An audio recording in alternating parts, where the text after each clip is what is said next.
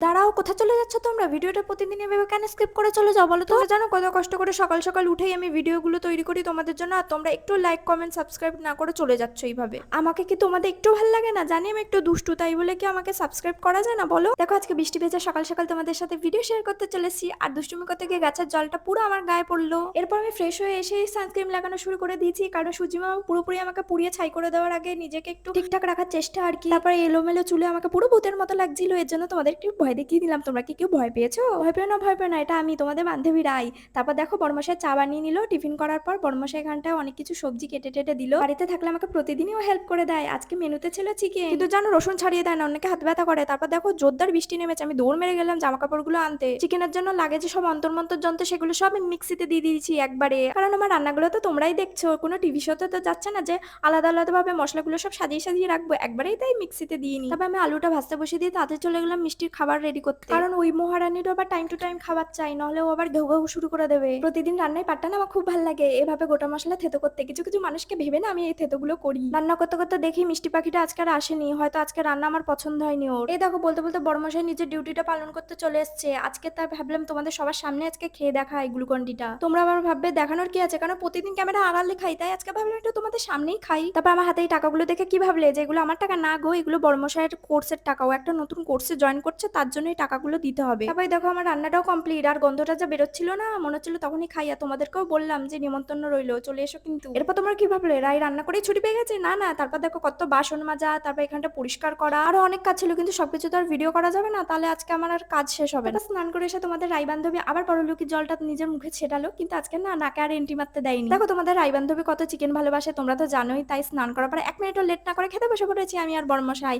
তো আজকের ভিডিও এইটুখানি, ভালো লাগলে লাইক কমেন্ট করে দিও।